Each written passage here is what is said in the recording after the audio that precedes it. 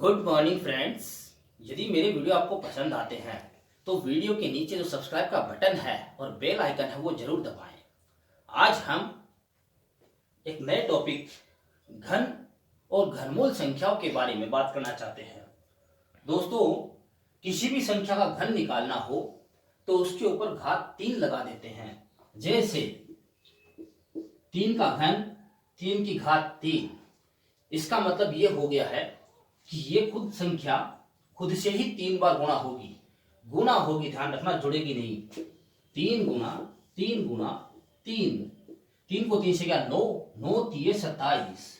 दोस्तों 27 है वो 3 का घन हो गया है। इसी प्रकार किसी भी संख्या का घन निकालना हो तो खुद को ही उस संख्या को 3 बार गुणा कर देते हैं तो घन आ जाता है। जैसे 5 का घन 5 गुना 5 गुना 5, 5 पंजे 25, 25 पंजे 125 होगा। दोस्तों मेरी आपको राय है लगभग 25 तक संख्याओं के घन संख्या आप जरूर याद रखें। इसके बाद में दोस्तों घन पे ज्यादा सवाल इसलिए आते नहीं है, घनमूल के ऊपर ज्यादा क्वेश्चन बनते हैं। घनमूल कैसे निकालें? दोस्तों इसकी सबसे जो अच्छी विधि है वो अभाज्य गुणनखंड विधि है। वैसे वैदिक गणित में भी घनमूल निकालने की विधियां हैं, लेकिन सबसे अच्छी विधि अभाज्य गुणनखंड विधि है। इसमें दोस्तों आपको विभाज्यता के नियम अच्छी तरह से आने चाहिए कि कौन सी संख्या किस से विभाजित होती है पूरी बार, तभी आप अभाज्य गुणनखंड आसानी से और जल्दी से पूरे कर पाएंगे। जैसे मैं एक संख्या लेना चाहता हूं 1000। 1000 का यदि घनमूल निकालना हो, दोस्तों घनमूल का चिन्ह वर्गमूल जैसा ही होता है, लेकिन यहाँ पे 3 लिखा रहता है। इसका मतलब घनमूल हो गया है, ये चिन्ह घनमूल का है। यदि हम 1000 का घनमूल निकालना चाहें तो सबसे पहले 1000 के हम अभाज्य गुणनखंड करेंगे। सबसे पहले दोस्तों 2 का भाग दिया 500 बार, फिर 2 का भाग दिया 250 बार, फिर 2 का भाग दिया 125 बार। इकाएकांक यहाँ पे 5 आ गया है, इसलिए अब 2 का भाग इसमें जा नहीं सकता, ये विषम संख्या हो गई है। और दोस्तों 5 और 2 7 और 1 8, अंकों का योग 8 है, इसलिए 3 से विभाजित नहीं होगी। इकाएकांक 5 है, इसलिए 5 से जरूर विभाजित होगी। 5 से इसको विभाजित कर देते हैं 25, फिर 5 से 25 को विभाजित किया 5, फिर 5 से विभाजित किया 1। दोस्तों ये प्रक्रिया 1 आने तक हमें लगातार करते रहना है। उसके बाद एक जैसी संख्याएं 3 होनी चाहिए। एक जैसी संख्याओं के 3 के जोड़े बनाने हैं और उनका गुणा कर देना है। जैसे इसका उत्तर हो गया 2 गुना 5 बराबर 10। आप उत्तर चेक भी कर सकते हैं, 10 को 3 बार गुणा करें खुद से ही तो उत्तर आएगा 1000। इस प्रकार 1000 का घनमूल हो गया है 10। दोस्तों आप इस प्रकार किसी भी संख्या का घनमूल निकाल सकते हैं। कुछ महत्वपूर्ण प्रश्न जो परीक्षा में पूछे जाते हैं उनके ऊपर चर्चा करते हैं। जैसे किसी संख्या को किससे गुणा करें कि वह एक पूर्ण घन संख्या बन जाए।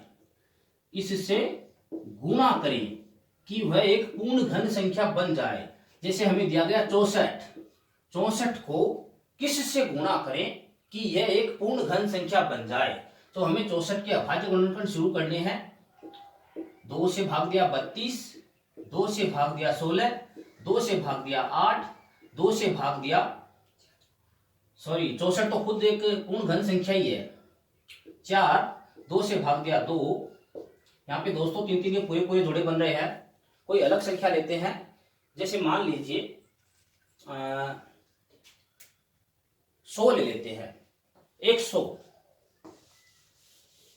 को किससे गुणा किया जाए कि यह एक पूर्ण घन संख्या बन जाए, तो वैसे ही दोस्तों अभाज्य गुणनखंड ने है 100 में 2 का भाग दिया 50, 2 का दिया 25, सीधा 5 का लगेगा 5 और 5। यहां पे हम देखते हैं न तो 2 का 3 वाला जोड़ा बना और न ही 5 का 3 वाला जोड़ा बना।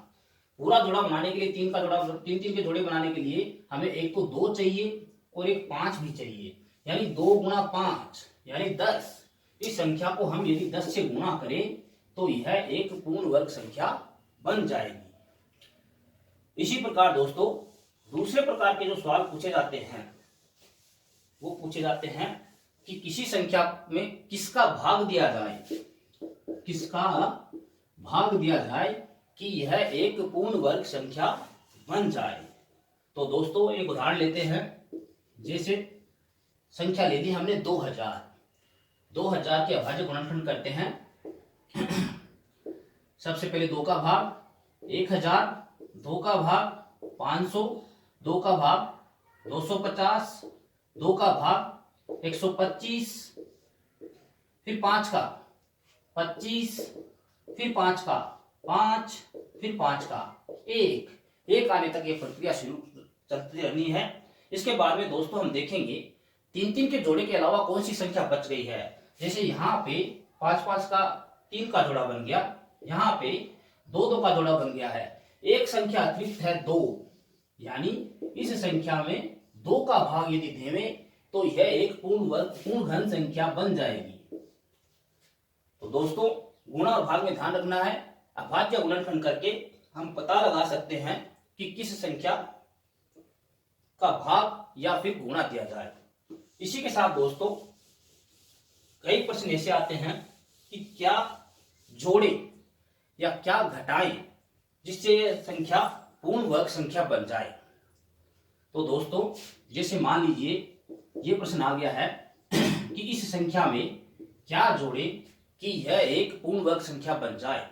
जैसे मान लीजिए 60 दिया गया है, तो दोस्तों हमें इसका पिछला और इसका अगला, इसके पीछे वाली पूर्ण घन संख्या और आगे वाली पूर्ण घन संख्या निकालनी होगी।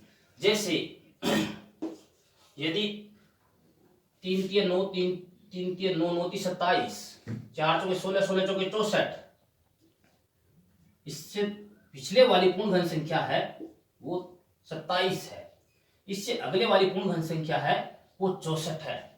यदि इसे पूर्ण घन संख्या में जोड़ने का कहा जाए तो हम 64 में से 60 घटा देंगे, 64 में से 60 घटाया तो 4 बचा है, 4 जोड़े तो यह एक पूर्ण घन संख्या बन जाएगी।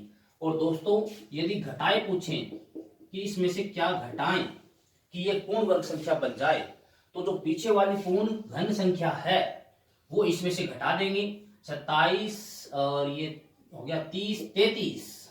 यदि इसमें से 33 घटाया जाए तो यह एक पूर्ण घन संख्या बन जाएगी। दोस्तों तीसरी टाइप के जो क्वेश्चन आते हैं वो देखिए, एक उदाहरण घनमूल का निशान है 0.0000064। यदि इस प्रकार का क्वेश्चन आ गया है तो जैसे कि मैंने वर्गमूल वाली विधि में बताया था, आपको सबसे पहले दशमलव हटा के और नीचे 1 के आगे उतने ही जीरो लगा देने हैं। तो दोस्तों इसमें 1 2 3 4 5 6 संख्या के बाद जीरो है, इसके सारे जीरो खत्म करके ऊपर रह गया 64 बटे 1 के आगे 6 जीरो, 3 4 5 6। 64 का घनमूल हमें पता है 4 होता है, और ये जो संख्या है 1 के आगे 6 जीरो वाली, 3 जीरो के बदले 1 जीरो लिया जाता है। इसमें 3 के जोड़े बनते हैं घनमूल में, इसलिए 1 के आगे 2 जीरो। 2 जीरो का अर्थ हो गया है इसमें 2 के बाद दशमलव, यानी 0.04। मेरे कुछ दोस्त इंटेलिजेंट है वो यहीं से भी इसे सोल्व कर सकते हैं। दशमलव के बाद में 3 जीरो है, उसका हो गया है दशमलव के बाद 1 जीरो, और 0.64 का 4। दोस्तों इस प्रकार हम घनमूल निकाल सकते हैं। इस टॉपिक से संबंधित आपके पास कोई क्वेश्चन हो तो कमेंट में जरूर लिखें, मैं पूरी कोशिश करूंगा, पूरा प्रयास होगा उसे सोल्व किया जाए। मेरे द्वारा दी गई जानकारी आपको कैसी लगी कमेंट में जरूर बताएं। अपने कंपटीशन की तैयारी करने वाले दोस्तों को ग्रुप से जोड़ें। पूरा वीडियो देखने के लिए थैंक यू।